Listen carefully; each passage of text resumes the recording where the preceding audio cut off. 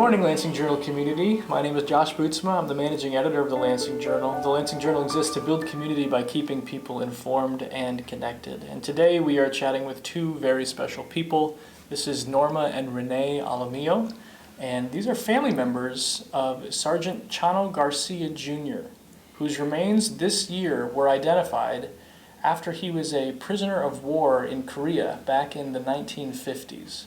There's a lot of family of Sergeant Garcia in this area, so recently a celebration of life was held in his honor, and that's before his burial will take place in October. So we are really honored to have both of you, husband and wife, here today to talk about this whole saga, this whole journey, and we're going to do a little bit of show and tell with some documents that you have. So just start off with, summarize what this process has been like. Why now, decades and decades later, after Sergeant Garcia was overseas, now his remains have been found. How did we get here? Well, the curiosity never dies. I mean, everyone, ever since I met my wife, back in early 60s,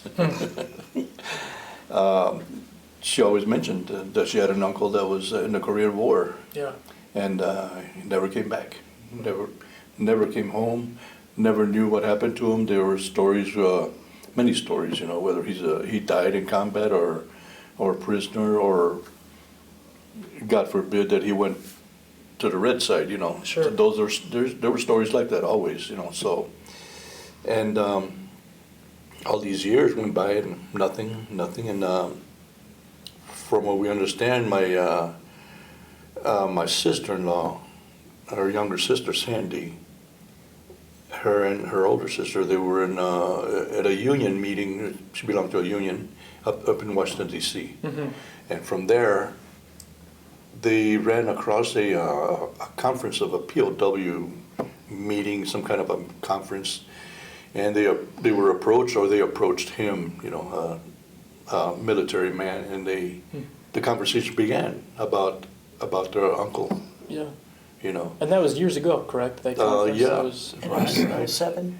So 07, 06. 2006 is when they gave the DNA, according to the military person that they spoke to.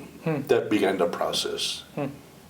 And so little by little, they kept in contact with Sandy, the Army and Sandy. They're communicating constantly, and it took quite a while for them to put this together. We didn't know about the process until just recently, that in April of this year, they finally put a name to the X14184, which was Chano Garcia. And his remains were this entire time in Honolulu, correct? We didn't know. The Army knew that there was bones over there. Yeah. All the remains of the remaining prisoners of war, rather, the dead ones. In every war, prisoners are exchanged right after the war. And then they start looking for the missing names. Right. So they're assuming that they're dead. Right. So they put an operation together. I think it was called Operation Glory, something like that. Yeah, right.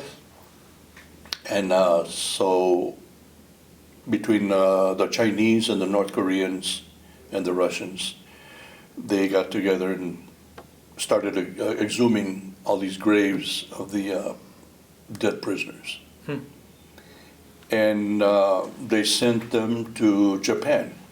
Japan did whatever they could, with their specialists, anthropology and orthodontists. They did what they could. And from there, according to what the Army told us, they sent everything to Hawaii. Okay. And they put them in a special place called the Punch Bowl. Hawaii itself is known as the Punch Bowl, because of the Hawaiian punch. Yeah. And its technical name, I think, National Cemetery of the Pacific or something. For the Pacific. for the dead people. Yeah. So he's been there since 1954. Wow. Which is what they told us. The Army presented us with a booklet, and in there is all the information that we need. So 1950, He's declared missing in action. Yes. And now in 2023, the Army finally comes, and Yes. you were telling me that you and many of your family members, you have over 100 family members that live in this area. Yes. The Army came and made a presentation to your family to say, Yes. hey, the conclusion has finally been reached on the Right. story of your loved one, Sergeant Garcia. Right. That is amazing. Yes. That is amazing. He will be buried in Laredo on the 14th of October. And Laredo is where he was from, correct? He was born and raised in Laredo, and his parents are buried there, so Okay. he will be buried next to his parents. Okay. And the reason why Celebration of Life is happening up in this area, this is last week, All the family here. so many family that are living Exactly. here. Right, let's get into his life a little bit. So Chano had four older sisters, Right. correct? And you were telling me that 3 of them moved up to this area. Right. Right. And he joined the service when he was a teenager. Let's bring some of these documents over here. So we've got a poster in hand, and it's really cool. You two have, from this book and from some other research that you've done, put together a series of posters that we're going to feature here in this video to kind of highlight his life Right. and his journey. Right, we took these to display at that Celebration of Life last Saturday. That's really special. And it was interesting, a lot of information that a lot of people didn't know about. You know. Right. Absolutely nobody but the people that read the book. So Sergeant Garcia, he was in high school age. He was 17, correct, Yeah. when he joined the One would service. have even He may not have graduated. been. You May know. not have even graduated. Right. So at a time when most 17-year-old boys should be off, chasing girls and playing basketball and whatever, Absolutely, he's going to war. He joined the service in 48, and he went to Korea in 1950, correct? War started, yeah. So these are some photos of him. Just you can see how young of a kid he is there. And this photo on the right, Norma, this is your mother and her 3 sisters. 3 correct? sisters, correct. And so Chano's no longer there because he was off Right, he was already at already that point. gone, yeah. Okay.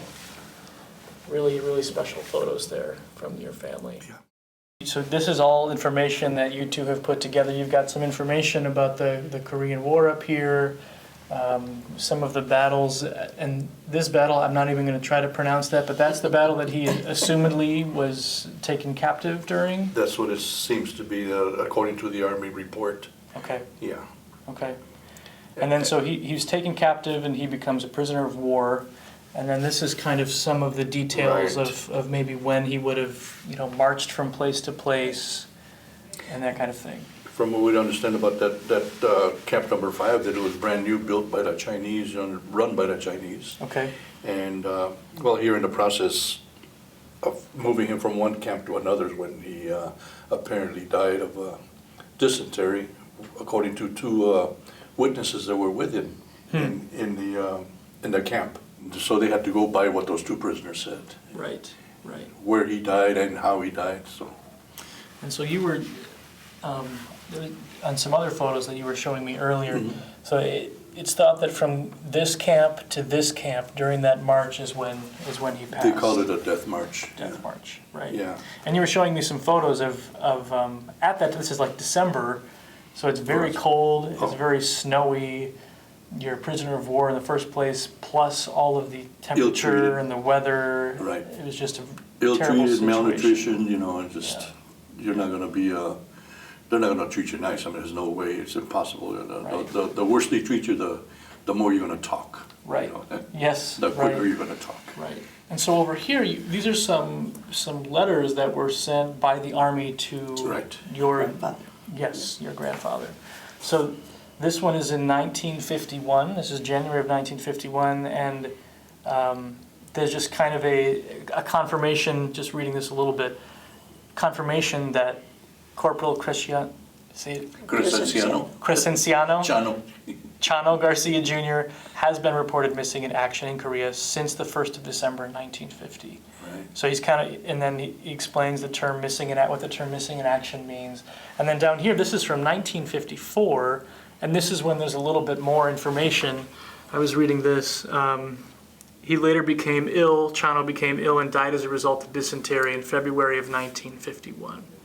So your family didn't know for sure No. how he had died for multiple years. So missing in action was a proper term at that time. That's right. Until they figured it out that he actually died of his disease. Right. And so this is very interesting here. These are real photos of the bones of his that were recovered, right? This is his actual bones right here. Yeah. And this is sort of a diagram just to show you what parts are missing on him. So only the red bones were missing. Everything else was recovered. The identified parts right here in the wrist, and looks like all his feet, both feet, not just the toes, but it seems like the metatarsal and all, Were missing. So down here, you were telling me that looks like a those very well intact those teeth are teeth. amazing Right. for being that buried that long. Then again, being frozen like that will help preserve. But Sure. there's probably a lot more that we don't know. And a lot more that the Army doesn't know either. Sure. But the bottom line is that they gave us all that they had, showing us that they never give up, and that's what we appreciate. Absolutely. Yeah, very much.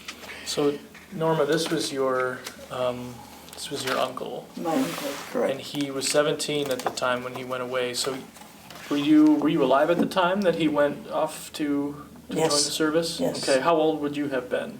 I believe we figure about 9 years old. You would have been 7, 7, yeah, okay. somewhere around 7. 7. So. Yeah. Yeah. Okay. So Yeah. very young. Very young. Had you ever met your uncle? Never Okay. met him. And that's because he lived in Laredo and you lived up in this area. Right, Okay. right. So do you remember like what it was like when your family first learned that he was declared missing in action? Now, I know you were very young at the time, but do you have any memory of that? Yeah, like I said, just the memory that I have is of when my mother received the notification that he was gone. We came home from school and she was very upset, crying, but she was very quiet, but she didn't tell us at that time. I guess she just couldn't talk about it until later she told us about that her brother, was missing. Yes, it was sad. Absolutely. It was sad. I wish I would have known him, but there was cousins of mother, aunts, their kids. A few of them knew him. They got to know him, which I wish I would have been one of them. But yeah, very sad but happy now that we know exactly what happened to him. Right. Yeah. And we were talking earlier that the idea of, with something like this, the idea of closure is one that's a term that people use when describing a situation like this. Right. And it's interesting because for you and kind of your generation and other people in your family, it's not so much closure for you as it is just thinking about how it's closure for your mother or your aunts or your grandmother. Yeah. Grandfather. Because you didn't have a personal relationship with Chano. No. But it's still, nonetheless, it's really, you're telling me it's very special for this to happen for your family. Exactly. It's, very touching. Very touching. Hey, the mystery is over. Over. That's yes. right. Right. That's probably the best way to put it, and we all speculated different ideas, but We don't know. neither way is a good way to die, so. Right.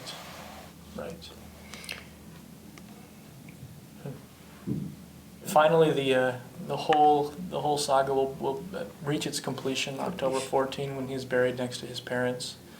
I assume you'll be in attendance for that Oh, ceremony. yes, there's quite a few of us that are going. We're all prepared. Yeah. We got a nice big motorhome with. Good. Yes. And I'm sure he'll have full military honors and all of that. There- That's what Yes. we're expecting, Yeah. That's what the Army told us, that, That's where Rolando, one of the siblings of my aunt, he's taken over a lot over there in yeah, Texas. he's the one that knows Laredo the most. Right. And he says, yeah, it's going to be a big deal over there too. So. Well, we hope that goes very well. Yes. From the Lansing Journal, from a lot of folks that live in this area, I know you've got hundreds of family members that still live in this area. Quite a We few. want we celebrate with you that this Thank you. this final chapter of this kind of saga of your family history has Yes. Finally, the book is yeah. about to be closed on that. So we Exactly. rejoice with you and we celebrate with you. Thank you very much. Thank you. We appreciate that. Yeah. And want to thank the VFW, Yes. the American Legion, the great Yeah. job they did. Oh my God, they put so much effort into it. The parade, Yes. all the arrangements. That was all them. Everything, Yes. My sister-in-law Sandy approached them, see if they could help us with something, and Wow. They just took over.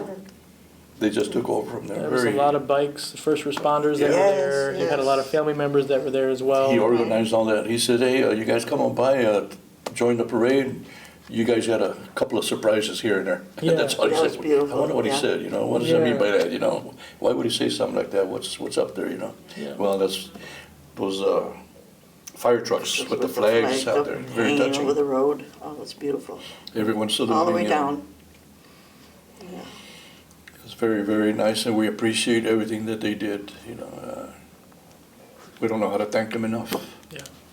Yep. We're glad that this saga is finally going to come to an end for your family. It's something that was obviously awful and terrible to start, but it's good that Good it's ending. gotten to this point. Yes. Yes, Right? good Yes. ending. Yes. Well, thank you for sharing this story with us. I know sometimes some parts of it aren't always easy to relive Right, sometimes, yes. but thank you for sharing the story with us. And it's really really special that this could happen in our area, that our community Exactly. can be involved with this. So Thank you. thank you, and thank you for watching today.